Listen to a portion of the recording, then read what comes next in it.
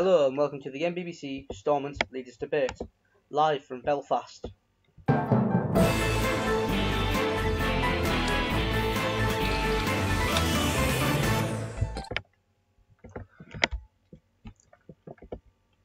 Our guests this evening are the leader of the DUP, Angela Merkel, leader of the UUP, Ailsa 1999, the leader of Fianna Fáil, Derelt Dig, leader of the Social Democratic and Labour Party, Comrade Lannister, and Esteban O'Six, the leader of the Alliance Party of Northern Ireland and the First Minister of Northern Ireland. Hello and welcome to tonight's show.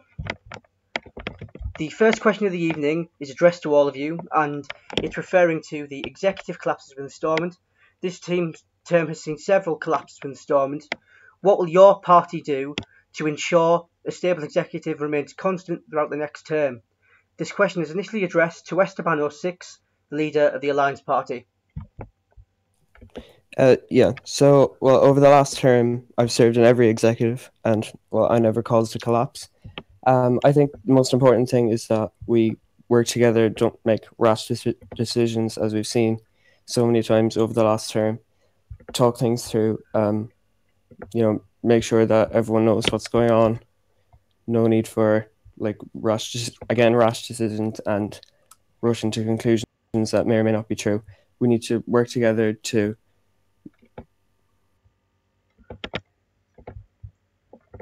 And that now is addressed to Ailsa 1999, leader of the UUP. Well, before I start this, I'd like to say that a lot of our executive collapses in the last term were actually caused by party leader resignation and more than intentional collapses of the executive. So I think the first thing that needs to do is whoever forms the executive should stay stable in leadership. Secondly, I think that we need to work together a lot more across the communities. Over the last term, we failed to see proper executive agreements made, and that stopped the parties from coming together to form executives for long periods of time, leading, for example, in MCMW Spud collapsing the executive when WhatsApp W8 failed to vote for him at that one election we had midway through the term. If I'm elected, of course, will happily work with all sides, and my campaign, I hope, has been conducted in a way that will be conducive to working with all parties in Northern Ireland. And now that question is addressed to Jack, the leader of Fianna Fáil. Dús híomh cóide agus gur máig treibh agus an BBC chun díosbrocht seo agrú tá hábhacht mór an cumráid le gach duine sa túisceart inis. I think that the main thing, like Eel said already, that the main thing that caused executive collapses was Sinn Féin leadership resignation. And as the leader of Fianna Fáil, I will guarantee that I will serve a full term and I will serve in the executive all the way through. I will not serve in an executive that wishes to punish its regional leaders, by national parties that wish to punish regional leaders for not towing the line on national policy in a dedicated Northern Irish role. And we will ensure that a stable executive is reached through an agreement that is made before First Minister votes happen, and there will be a solid policy platform, and we will ensure that there is a stable executive, and we will not collapse it for any reason other than a breach of this agreement. And I'd like to throw that question to Comrade Lannister, SDLP leader. Well, I certainly agree with Dylan and Ailsa, the UUP leader, Esteban O'Six, that a lot of the collapses were caused by Sinn Féin leadership resignations and general miscommunication. I also think that it will be important to ensure that the party which forms the executive can maintain neutral and good relationship with all parties so that a tragedy caused by party politics can't happen. And I'd like to throw that finally to Jan, the leader of the DUP. Well, repeating what has been said previously, I think a lot of the collapses have been, caused by misunderstandings and disagreements that could really be quite easily solved. And the DUP, of course, will try to stay on friendly terms with all parties involved in Northern Ireland and collapses, as I feel that, like I said earlier, as long as you maintain friendly relations, make sure everyone understands each other, and come to general agreements beforehand, really collapses should not happen, and there should be no issue with as being as many collapses as there have been with the previous term. And I'll throw that question to the entire panel so you can debate and discuss it. If you've got any points that your fellow leaders made that you'd like to draw scrutiny to, please do so now. I suppose, if I may, I'm glad and heartened that many of the other leaders have agreed that we need proper executive agreements this term. And I hope, of course, as we only have one nationalist party in this executive, it is increasingly clear that Fianna Fáil is going to at least serve some part in the executive. So I hope that all party leaders will happily work with all the other party leaders, or at least to form a stable executive with a proper agreement this time, rather than just the wait-and-see approach that has happened in recent elections. And do any of the leaders have anything to say in response to that? I have to say that I think that other parties will have to work with Fianna Fáil, like Eel said, and I hope that you can all work with me in a productive manner, and one that preserves Irish heritage and the roots of Ireland in the north, and one that will lead to fairness and equality in the north for all citizens. I think it's definitely important to preserve Irish heritage, but I would include in that also preserving Ulster Scots and traditional Scotch heritage, and I would look to increase education of not only Irish but also traditional Ulster Scots culture and the Ulster Scots language. So would you back an Irish Language Teaching Act?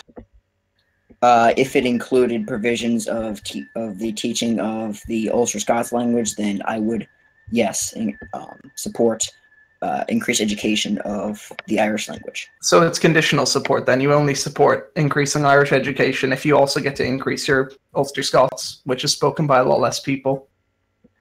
Well, I would argue that both are integral to the Northern Irish culture and heritage, and I would say that I would submit them both in one bill, as I feel that they are necessarily the same issue, and it's not necessarily about conditional support if only I get my way or if the DUP gets our way. I think it's more important to just recognize the culture and heritage of all communities in Northern Ireland. But I think I'd have to. Sorry. Can't continue. Yeah. I was just going to say, so you're saying that you will back legislation for both languages. Will you back legislation if it only supports Irish? If it is pre-agreed, of course, that we are going to be supporting the culture and heritage of both, then certainly I would support, increasing the recognition of Irish heritage and the Irish languages. That is definitely an integral part of the culture of Northern Ireland. But I would say that beforehand, I would wish it would be established the support for a bill. So I would like to see bipartisan support on both bills.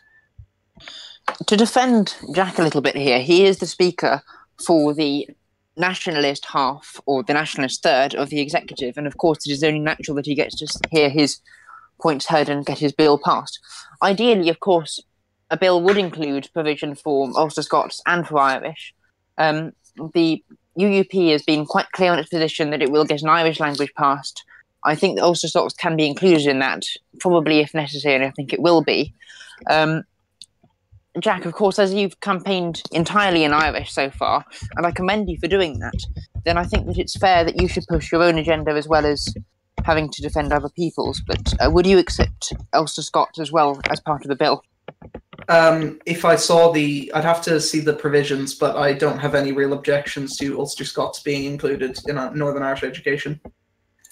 Generally speaking, would you support teaching Ulster Scots as a language only in certain areas, or would you be willing to accept teaching Irish and Ulster Scots on a national basis or Northern Irish basis. Well, with the way the across all council districts. with the way the CCEA and the Northern Irish GCSE system works, it means that you can't include a subject unless you offer the opportunity to every student in Northern Ireland.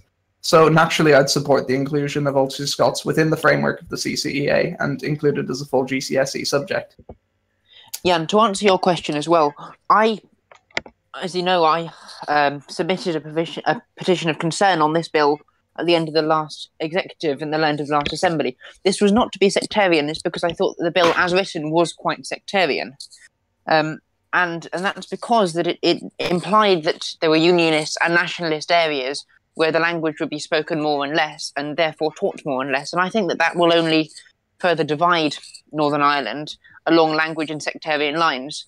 So, I've already introduced a motion into the Assembly at the end of the last term to provide for the ending of segregation in education, and this is something I care about quite passionately. I think that this has to be included in any agreement that we have about the language in order to bring Northern Ireland together, which is, I think, the Ulster Unionists' ultimate aim, as much as that of keeping Northern Ireland in the Union, which we take as a given. On that note, is it all right for us to move on to the second question of the evening, or is there anything else anybody else wants to raise? Actually, I'd like to return to an earlier point and backtrack a bit about what Ilsamaj said about more clear deals in a potential executive, which I think is not necessarily the case. In my opinion, you don't need strict policy-oriented deals in order to have a stable, functioning executive. I mean, as you said yourself, the majority of executive collapses were caused by miscommunication and misplaced resignations. So I think that really it is more important to get a full partisan executive rather than have a concurrent policy. Is there anything anyone else wants to raise in response to that before we move on? Not particularly. Alright, in that case, we'll move on to the second question of the evening. What flagship policies will your party look to implement over the course of the next term? This will go first to the leader of the DUP, Jan. Well, one of the major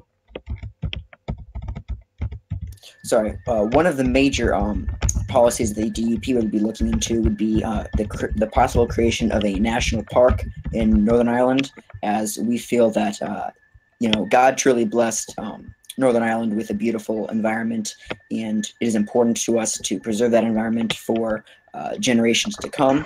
So we would look into creating more protected areas, as well as creating a national park. We are yet to determine where that would be, but the more mountains would be one area we're certainly interested in creating. Another policy we are big on is reforming the education system, as that is an extremely important thing to the future of Northern Ireland. The children are the future, and we need to.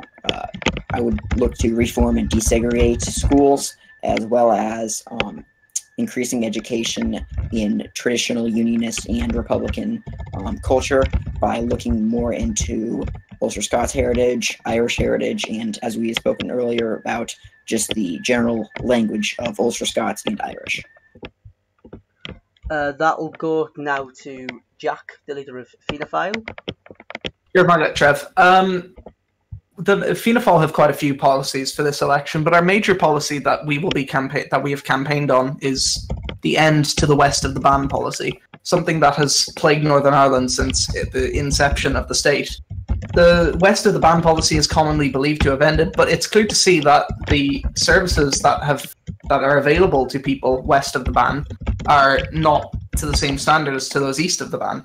And we need to ensure that there is equality with our infrastructure placement across the north. We need to ensure that transport, that health services are available to all those in the west of the ban. And we need to ensure that employment opportunities are the same as well, because there is a huge problem with imbalanced regional development in the north. And this problem really needs to be solved. It can only be solved by key investment.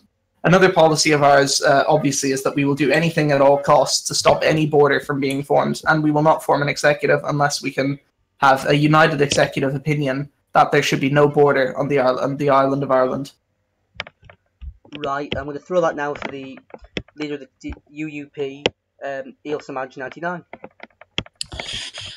Yes, well, I believe that our campaign has been mostly focused on the issues. So if you look at many of our campaign posts, not just from me, but from Comped and from Faircoat Blues and from Bushy Tailed and many of the others, we've been focusing on the key policies that will bring forward Northern Ireland into the next term.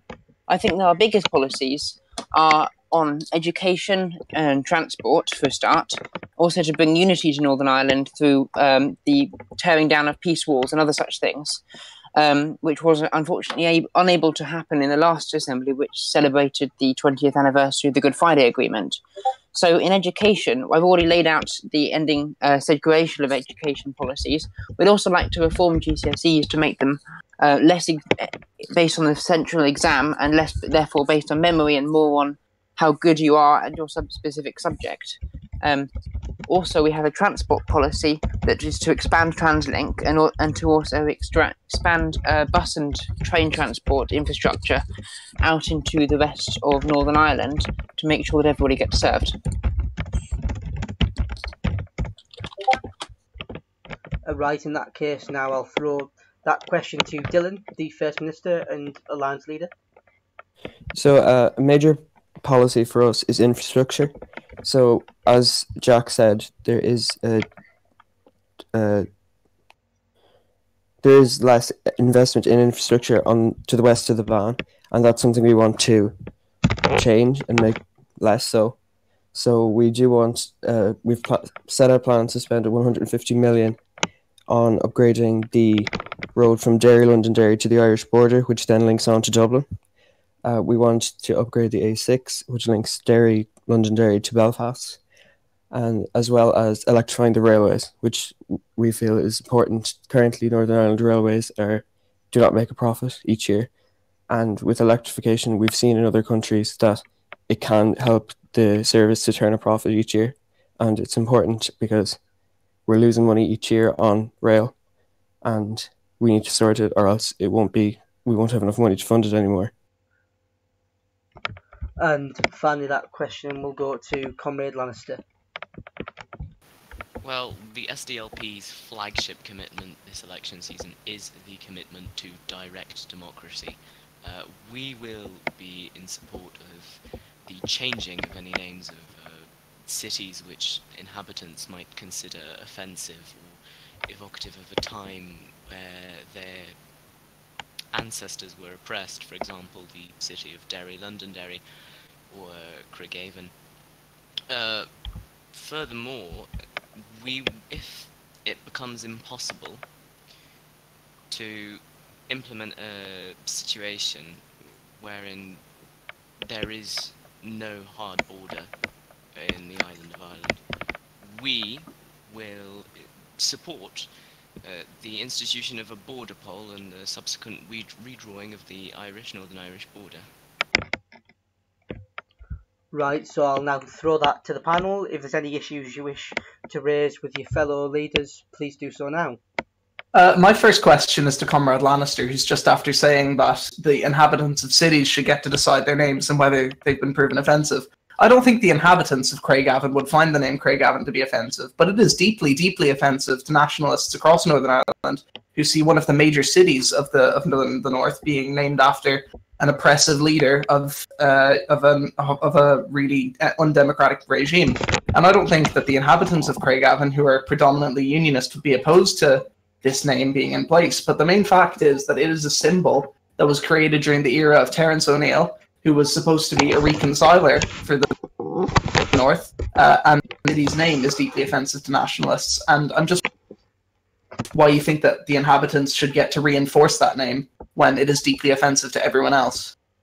I'm not necessarily sure that the inhabitants would reinforce that name. After all, we are all human, and I don't think that any reasonable unionists would choose to live in a city with a name of which the heritage is, to their knowledge, directly offensive to many of the people residing in the same country.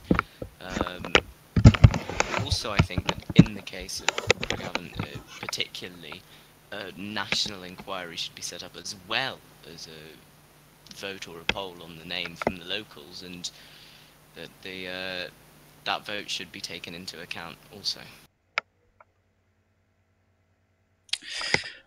Now, Lannister, I'm deeply troubled by what you have to say. In my speech, in answer to Trevism, I talked about the Good Friday Agreement. This was signed 20 years ago and brought peace to Northern Ireland. Now, you talk in your very soothing tones about ripping up all the peace that we have secured in Northern Ireland over the last 20 years, creating a divisive border poll that certainly no unionist wants, and I think very few nationalists want. From what I tell, you are the only candidate supporting a border poll in this election. And while democracy is a very nice key word, then it is a deeply divisive issue. And I believe that it will rip up all of Northern Ireland and will basically end this great project we've had over the last 20 years. Can you please respond? Whilst I see the potential for a border poll to be disruptive, I think that what would be even more disruptive and even more awful to see would be the sudden erection of a hard border across Northern Ireland, and I think that a border I agree. Yeah, I would, wouldn't support any hard border. I wouldn't support any government deal that has a hard border, and I will be fighting from the executive to make sure that doesn't happen. Indeed, which is why I said that in the event that there is no other possibility that we can have no deal with the European Union, then you want to destroy Northern Ireland. Then I would be in support of a border poll, because I believe that a hard border would be even more divisive and destructive to our peace than a potential border poll. I'd like to point out to Eels here that Lannister is not the only candidate who supports a border poll. As a proud Republican, I certainly support a border poll in the North, and I think that it's absolutely necessary to ensure that democracy continues in Northern Ireland. There's not been a meaningful vote in this in quite some time. Circumstances have changed, the demographics of Northern Ireland has changed, and we're now a more nationalist region than ever before. And I think that we need to see what the people want. And a border poll is the only way of seeing this, because Northern Irish people have been denied democracy. Times have changed. We're voting against the rest of the United Kingdom. We voted to stay in the single market. There's lots of conflicting opinions about what's going to happen to Northern Ireland soon enough. And we really need to consult the people of Northern Ireland. And the only way to do this is with a Brexit poll, with a border poll. Well, kindly, I believe that we've had multiple elections in Northern Ireland that will state the opinion on the union. We are currently having one right now, and this is why people in Northern Irish Assembly are designated as unionists, nationalists, and other. It's to test the waters as to who wants what in Northern Ireland. And I think that we are clearly winning this. The unionists are still clearly a majority of the people in Northern Ireland, and I don't think that anybody will respond to the ripping up of Northern Ireland and all the sectarianism that will come with it if we have a border poll. I think that general elections are often underrated as a way of making the mood on the country, not just for parties, but also for ideologies. Well, Eels, if you're going to talk about general elections and the mood of the country being determined by that, you have to bear in mind the huge percentage of the vote that Sinn Féin, a Republican party, got in the Westminster election. They won 2 out of the 4 Northern Irish seats. And I think that has to be respected. May I say, I think that was unrepresentative, as the UUP and how can it be unrepresentative when you're saying a general election? The UUP gained more votes on the list than Sinn Féin did, and the Nationalist Party Northern Irish and in the constituency poll, then the Unionists did beat out the Nationalists. And I don't really see how that is the pure first past the post politics, and of course MMP, which is not much better. That will create these skewed results for Northern Ireland once in a while. But you have to bear in mind there was a huge increase in nationalist support recently, and the mood has been changing in the country, and we do need a border poll to show what the people really think, because a general election can only go so far. The death of a party like Sinn Féin and the rising of a new party like Fianna Fáil right now isn't going to tell you much about what the mood of Northern Ireland is when nationalist organisations are in disarray. You can't tell what the mood of the people is. You can only tell how organised nationalist parties are. I think that, well, that's certainly true. a border poll is a deeply sectarian attack on the Unionist community of Northern Ireland. And furthermore, if you look at the combined votes of the Unionist Party, that being the Democratic Unionist Party and the Ulster Unionist Party and the New Unionists in Northern Ireland, if you look at all their votes combined in the general election, then there is still a majority for the Unionist side. And I think that if we are using the general election as a indicator of the current political waters in Northern Ireland, there is still a support for the continuation of the Union. But if there's support for continuation of the Union, then surely a border poll would just go to confirm this. Why do you view it as a sectarian attack when it is just purely a democratic vote to determine the Northern Irish people's right to self-determination? You know as well as I do that a border poll will bring out all the old grievances in Northern Ireland dating back 100 years. And I like to think that Northern there's Ireland always has been a matured large beyond that. nationalist community in Northern Ireland. I think instead of this bickering and this border poll nonsense, then we should try and reform Northern Ireland and make the people of Northern Ireland more acceptable to each other and to reduce sectarianism in Northern Ireland. And that's what the Ulster Unionists, with unionism in Ulster, may I say, is bound to do. But why are you I think talking you're about how being this would terribly divide? Sorry, you go ahead, Lannister. Oh, right, sorry. Yeah, one at a time. I think you're being terribly presumptive and divisive about the way the Northern Irish people vote. You do have to bear in mind that their vote is not only for sectarian policy or cultural policy, it is also for economic policy. If you assume that the votes that Sinn Féin or the UUP were received only based on their stance on culture or the Union, it's wrong, Surely in my this is why you have different parties in Northern Ireland representing different stances within each community. So, for example, you can have left-wing unionists and right-wing unionists who will debate for the unionist vote, but both know that they want to bring Northern Ireland together.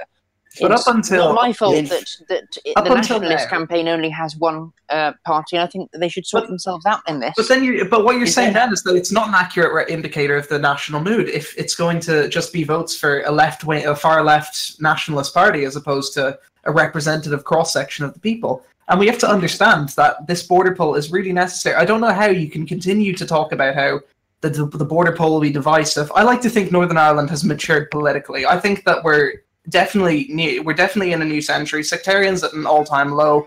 We need to ensure that the will of the Northern Irish people is representative. And if you're saying that an election is what represents a border poll, then why don't elections bring up sectarian tensions? Why don't terrorist attacks occur during election campaigns? Because if you're saying that a border poll is the same thing as an election, and you're saying that unionists have a sure control over the power, then you would not be afraid of a border poll as you are right now. I don't believe any of us are afraid of a border poll, and I think that what Yields is, trying to say, he's not trying to apply that a general election is the same thing as a border poll. It is clearly not. We are saying that there is no need for a border poll. Ulster will say no to a border poll. There's no need for a border poll. Can I move on? I totally agree, Jan, by the way. Can we move on after this? After one of the comments you've got to the third question of the evening.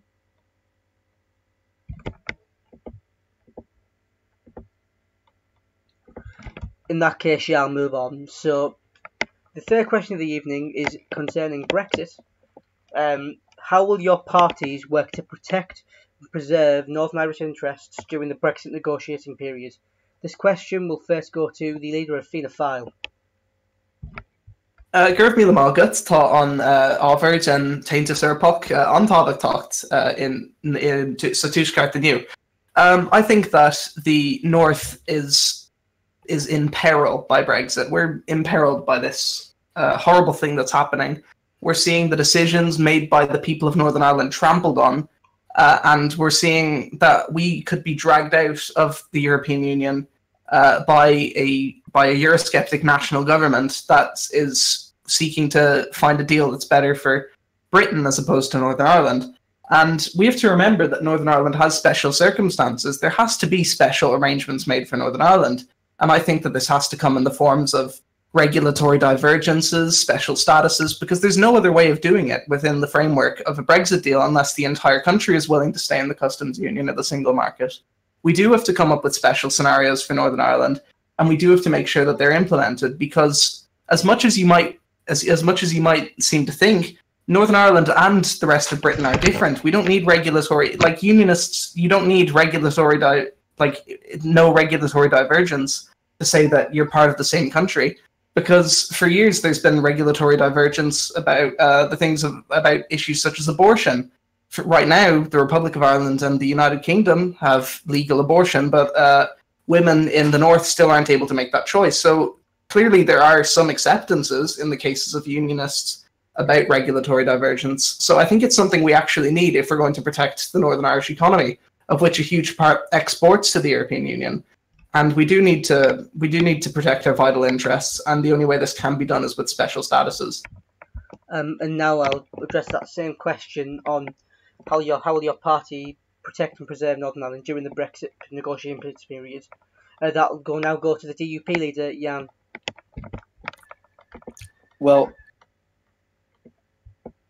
Well, I certainly, and the DUP certainly would like to prevent and will work to prevent any hard border. We are not in favor of any hard border whatsoever, and will look into all possible ways to avoid this. We also think that it is extremely important to prevent a border being formed across the Irish Sea.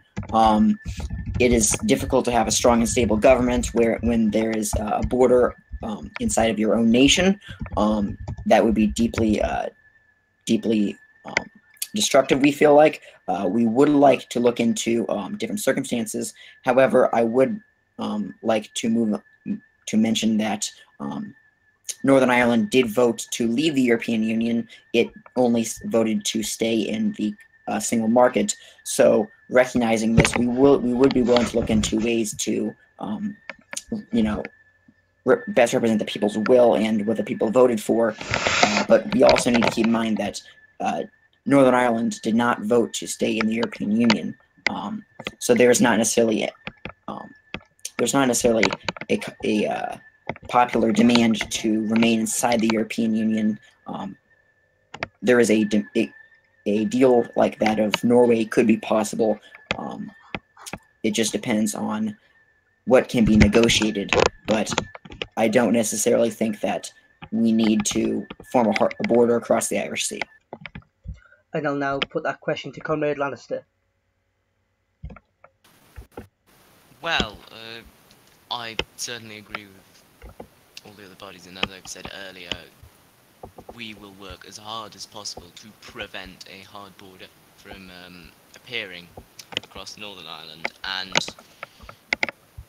we also see Brexit as a chance to redevelop the Northern Irish economy into becoming far more fair and equal opportunity oriented. We think that remaining within the customs union will, while exiting from other EU regulatory conditions, will give us an incredible opportunity to just change our economy and make it so much better than it already is, and so much fairer to the working and middle classes. And now I'll send that question to EelSamaj99. As I have the pleasure of being the last to speak on this issue, I can see that we have so many commonalities. For example, no party in Northern Ireland, including ours, wants to see any kind of hard border, either with the Republic of Ireland and the rest of the EU, therefore, or with the UK. Us as unions certainly don't want to see much more divergence between the UK and Ireland, even though Jack did make a good point that there are devolved issues where we already have some divergence from the rest of the UK.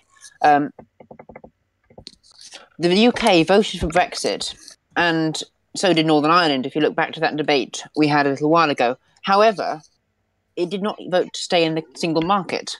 there was quite a strong recognition that people of Northern Ireland did not vote to leave the single market, which puts the Ulster Unionists in a bit of a sticky position. I personally am in favour of leaving the single market. I was one of the 40% in Northern Ireland, and I'm also one of the 53% nationally. Now, personally, I would certainly favour a one-nation deal, but I can certainly categorically say that I cannot accept a deal where Britain and Northern Ireland have diverging relationship, or where there is a hard border in Ireland, and by that I mean on the island of Ireland. And I will be perfectly happy to oppose any deal that will have a hard border in any way I can. I know you said that you were last, but you aren't the last. Esteban 06, the Alliance leader, is the last one to speak on this. Sorry, Esteban. That's okay. Well, the Alliance Party has long been strong supporters of the European Union, and we intend to stay that way. But looking at it realistically, Brexit is very unlikely to be prevented this term. It's near impossible at this stage. So our preferred option is to remain within the single market and the customs union if a soft border cannot be achieved in any other way possible. If it can be achieved in any other way, I will happily back the deal. If it cannot, I do support regulatory divergence between Northern Ireland and Britain. And I'll now leave that question open to the panel to discuss, and I dare say you've got a lot of opinions on that. I'd like to start if I can. Firstly, by addressing Lannister, there are no economic opportunities being created by Brexit, only economic destruction. The amount of European Union investment that goes into Northern Ireland through the Common Agricultural Policy, among many other things, is absolutely staggering. And there is no way to ensure that Westminster can provide this funding. In fact, Northern Irish governments have long neglected the west of the Ban, like I've been talking about earlier. The European Union's regional cohesion funds are the ones that actually deal with these things, that provide transport for not remote areas, but for disadvantaged areas compared to the core regions of a nation.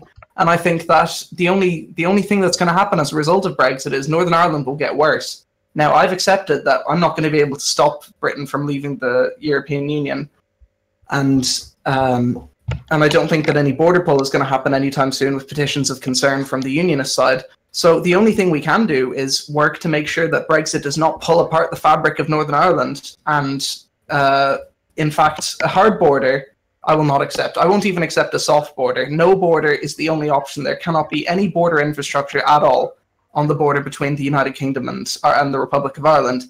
And we will do everything we can to ensure this. So I don't know what kind of economic opportunities you think are going to come out of this. The only thing that will come out of it is less regional cohesion, more focus on Belfast and Armagh, where not many nationalists reside. There will not be any progress from Brexit, and it's just astonishing that that such a party can believe this. Well, I think you are rather misinterpreting quite what I said. What I said was it gives us an opportunity to redevelop and change the way our economy works. Whilst I agree that in the years immediately after Brexit, it is likely to be an economic palaver, to say the least. And I agree that it will likely result in focusing of economic resources around Belfast and urban regions. However, that is assuming that there is no appropriate government intervention. Now, we in the SDLP believe that the repeal of some EU regulations gives us a greater opportunity to invest in new fields of new economic fields, especially the quaternary sector and reviving the fishing industry.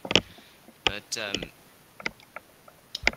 yes, essentially, we think that it's also a way to incentivize cooperatives, and we think that it does give us an opportunity, indeed, but not perhaps will have having immediate good effect. If anybody else wants to respond to that or anything else that's been said, please do. I just asked a question to Jack. What is so bad about a soft border that avoids regulate any regulational divergences or anything like that. A soft border would be preferable, if anything, not if you can avoid all of the problems, but also avoid a border between the UK and Northern Ireland. Wouldn't that not be the best of both worlds, so to say? There is no best of both worlds beyond a united Ireland, in my opinion. And to be honest, if there's going to be no border between the North and the South, I don't care if there's a border in the Irish Sea. I want there to be no conflicts between the movement of people between Northern Ireland and the South.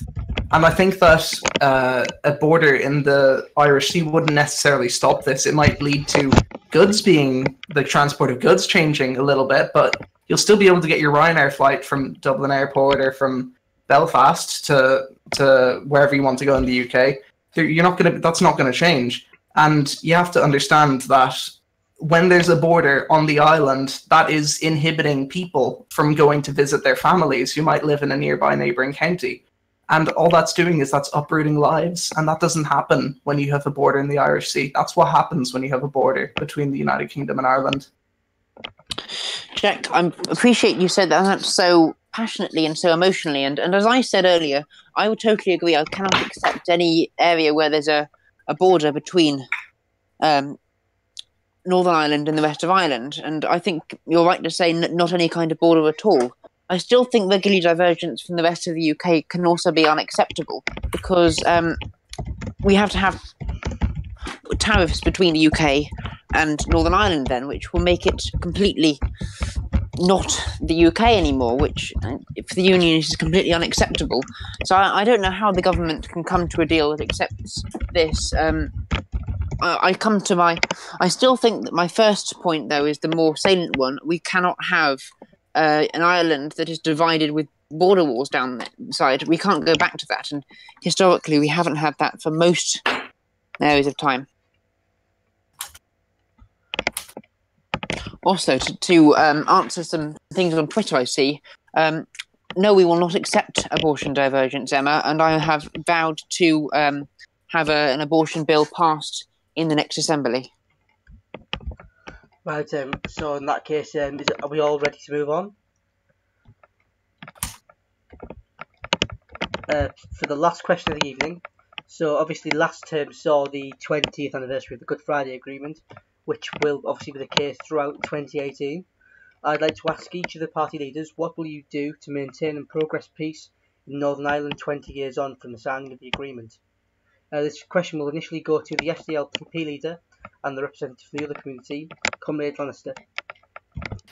Well, we think that in order to maintain peace and continue with the spirit of the Good Friday Agreement, it is especially important to ensure that no one, absolutely no one, feels institutionally marginalised. This is why we put so much stress on an Irish Education Act, a more satisfactory one, in our manifesto, and this is one of the first things that we will do upon getting into the executive, is to draft such a bill.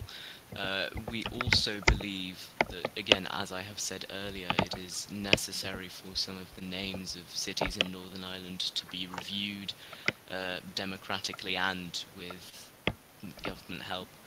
Ultimately, to sum everything up, it is important to make sure that no one, and absolutely no one, feels marginalised in any way whatsoever. I'd like to throw it now to the First Minister, Esteban 06.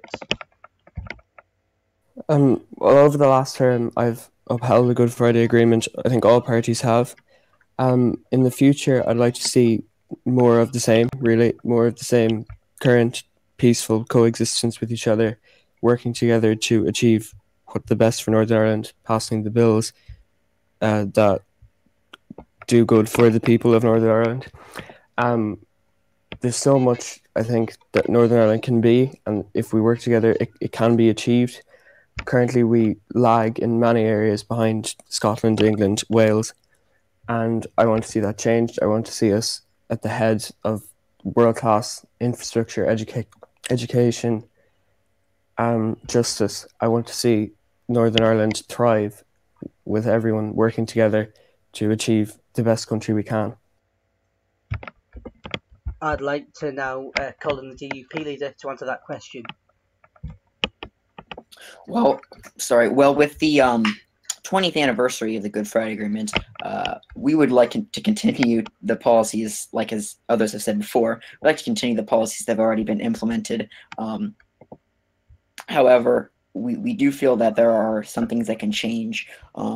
We think that a possible reformation of the way that the assembly works could be something we should look into, not necessarily do, but look into, as it seem like there are some issues inherently with the Stormont collapses. But we do think that for the most part, Northern Ireland has been making great progress over these 20 years. Obviously, the advent of peace is great without any sort of violence, or at least violence to the scale as it was during the Troubles. We would like to look into expanding infrastructure, as Dylan previously said. We would like to create more national parks, or a national park, as there are none currently, as well as making Northern Ireland one of the most successful and economically prosperous parts of the Union, as we know that it has the potential to lead the Union in technological progress and economical potential. I'd like to call in the Fianna Fáil leader now, Jack, to answer that question. Gur mágad Trev tá an buchas agan faoin gacrad a bhfuil airsúil in air an inis. Agus níorhlam freig nach sa dúsgart. I think that we have to stop any violence from happening in Northern Ireland, and I think that we've been doing a pretty good job lately. There hasn't been nearly as much sectarian violence, and I think that we need to continue with our current policies. And I also think that it's important that we continue to legislate to allow for the breakdown of sectarian barriers. I think we need to rename cities like Craigavon, who have names that are offensive to either community.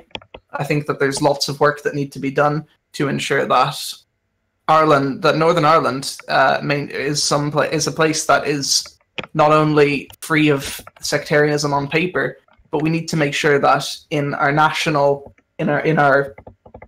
monuments and our city names, I think we need to ensure that we can make things neutral.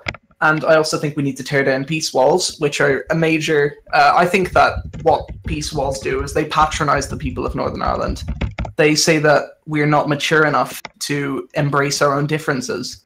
And I think that we need to work together more and more. We need to continue to foster this spirit of cooperation that has been rebuilding Northern Ireland in the 21st century. And I think we need to continue doing this.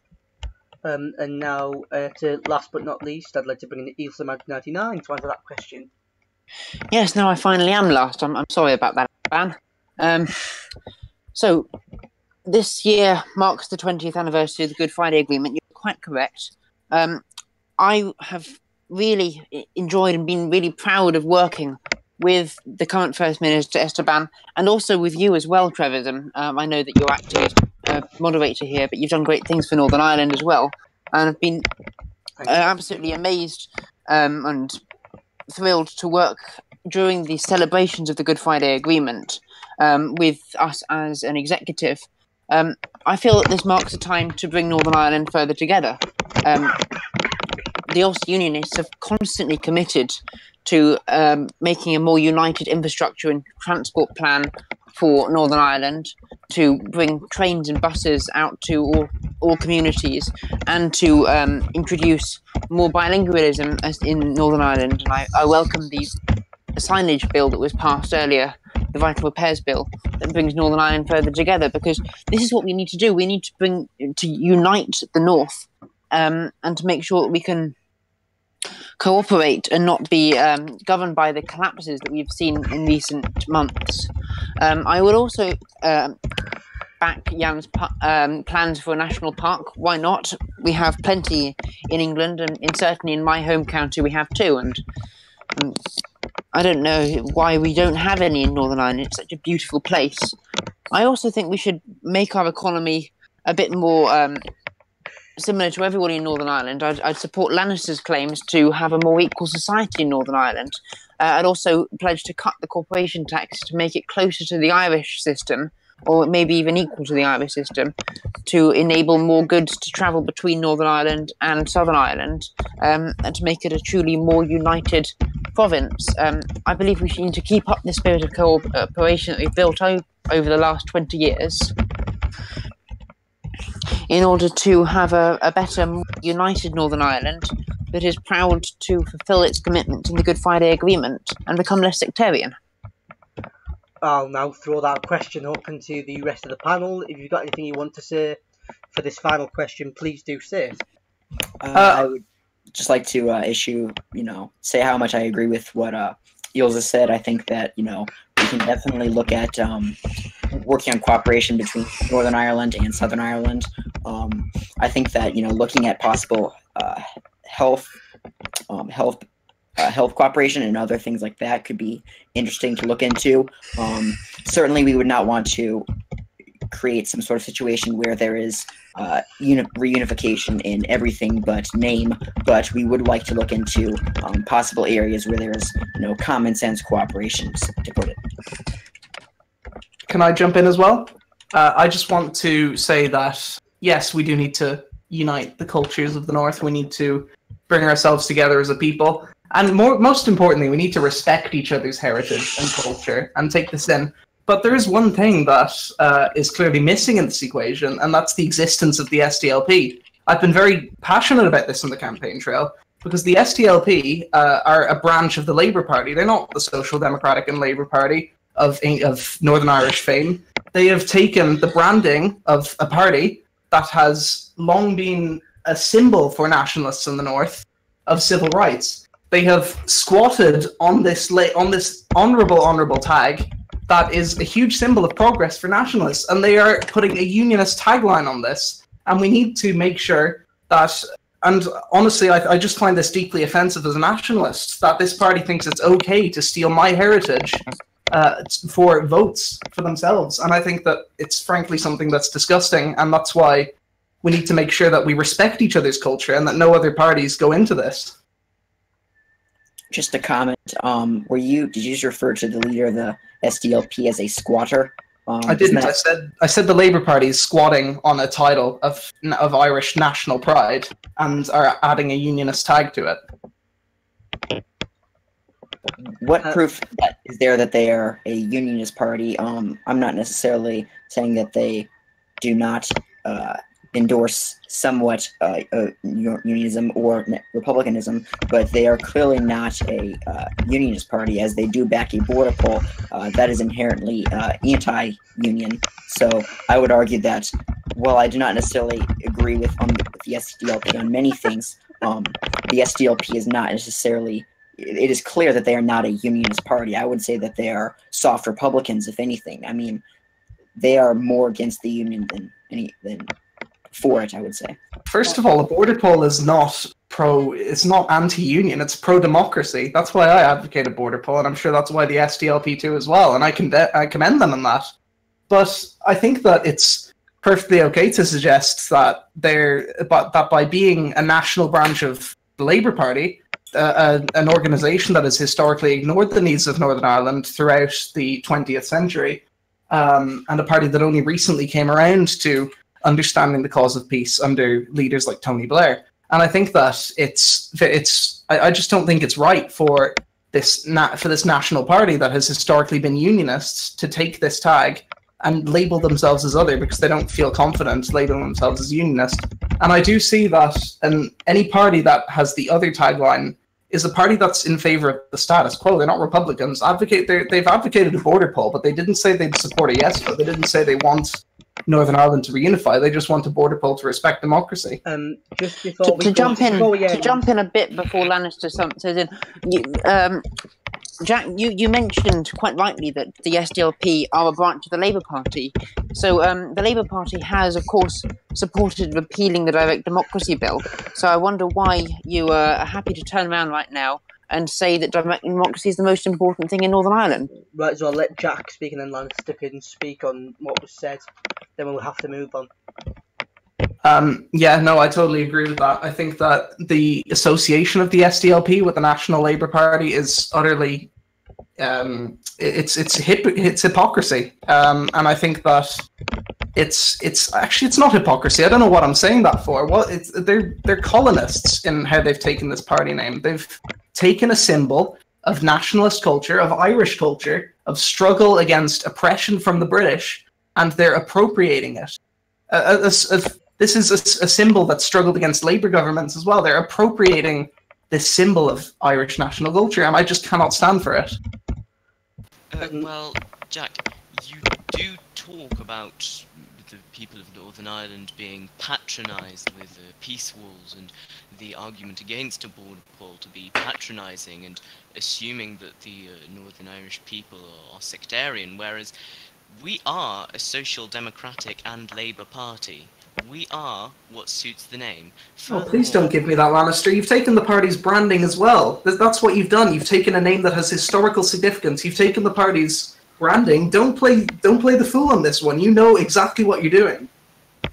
Furthermore, it has not been my decision nor the decision of the people in the party at the moment as to its branding or its name. We are simply working with what we have been given by our predecessors. Now, so you take the party's name and then you say that you have no responsibility in using that name? Because, hang on, and the logistics of rebranding the SDLP are not the most easy thing to do, especially in the middle of an election cycle.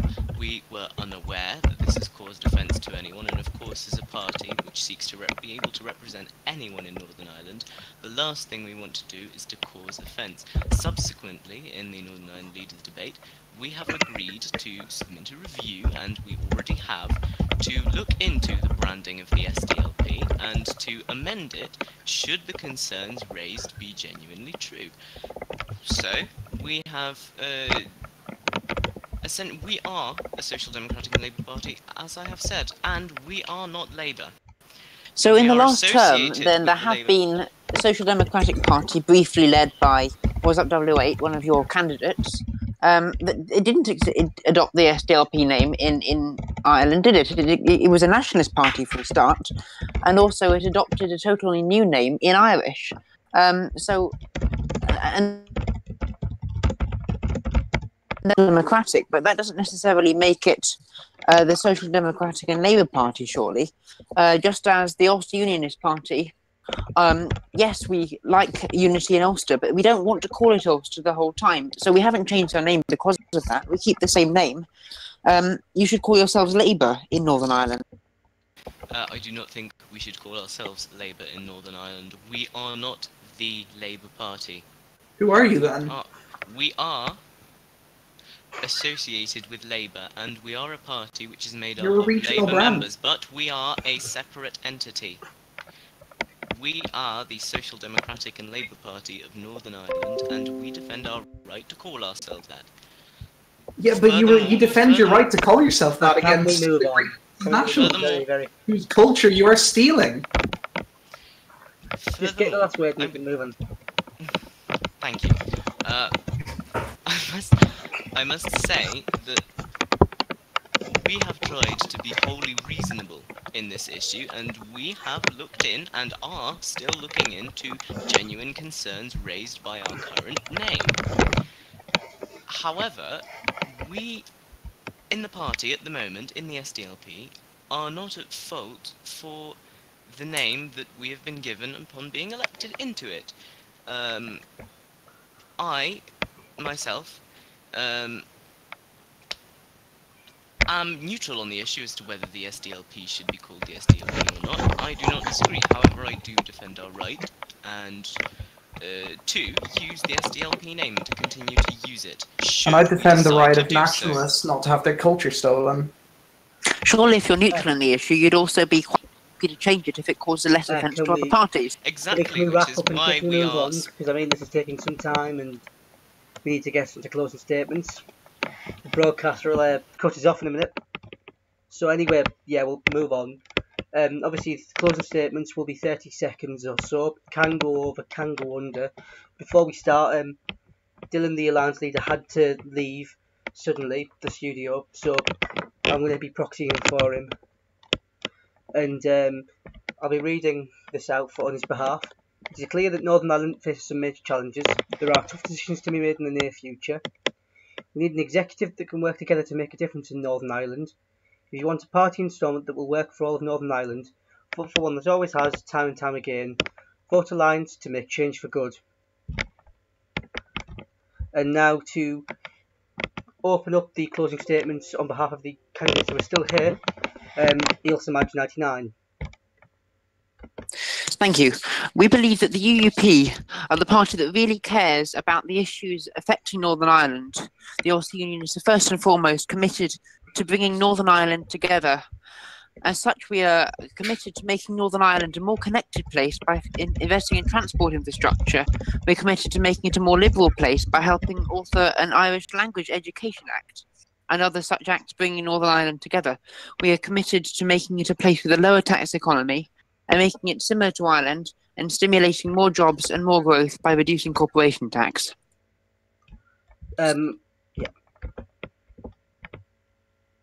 Comrade Lannister. The SDLP is and has always been a party dedicated to direct democracy. We are a party which is beyond sectarianism and can truly represent everyone in Northern Ireland. We ask you all to vote for us because we are a party which will take whatever comes of Brexit and try as hard as we can to turn it around and to make an economy which can work for everyone. Seeing as the Alliance leader's already had his statement read out, I'll move on to the DUP leader. The DUP would like to continue the policies continuing to pass, bring Northern Ireland together, as our even slogan is, all come together for Ulster. We would like to continue to unite the various communities, create jobs, keep the beautiful landscaping and environment of Northern Ireland beautiful, preserve it, and vote Democratic to bring Ulster together. And last but not least, Fianna Fáil. Gurb míle maith léomh cardia agus gurb mágat ag tref agus an BBC chun díosbrocht seo agrú. Tá táhacht mór cumráid le gach duine sa cumráid le gach duine sa tuaisceart inis. This election will be one of great consequence to the people of Ireland. Tomorrow you will go to the polls and you will cast a vote for the kind of Ireland that you want to see. One that maintains its heritage and its economic strength, or one that surrenders it and plunges it into economic difficulty. Sinn Féin have told you to boycott this election, and I would ask you to consider why they have abandoned you. They've abandoned all of the progress made by the Good Friday Agreement and want to rid Stormont of all it has, its democratic legitimacy. We have stood in because we know that Northern Ireland needs a new nationalist voice, and in the executive, I will provide that voice within Stormont. The SDLP will not provide that voice. Remember that they've spent this campaign arguing about Westminster politics because they're nothing but an extension of the Labour Party. They've stolen our heritage, the heritage of the civil rights movement, and of a constitutionalist national voice in Northern Ireland, with their culture vultury. And tomorrow, you should not stand for this. Even the UUP leader could answer my questions in her own native language, but the SDLP could not. I hope you've realised tonight that the only way that Northern Ireland can move forward is with Fianna Fáil. Our policies will create an Ireland of fairness and of cooperation, and we sincerely hope that you agree with us. You are voting for what's best for Northern Ireland tomorrow, not in a Westminster proxy election, so do not make your choice lightly. Remember that your vote tomorrow, whether you cast it for me or for anyone else at this stage, is important, and that you must cast it. Gurb míle maith. And that is it from the Stormont Leaders debate. I hope you've enjoyed hearing the parties going at it. I know I certainly have. Remember to tune in tomorrow, over the weekend, for results from the Northern Irish Assembly elections and also the Scottish parliamentary elections to see how the parties have fared. But until then, I have been Trevorson. These have been the party leaders, and this has been the MBBC Stormont Leaders debate. Good night, and thank you very much for watching.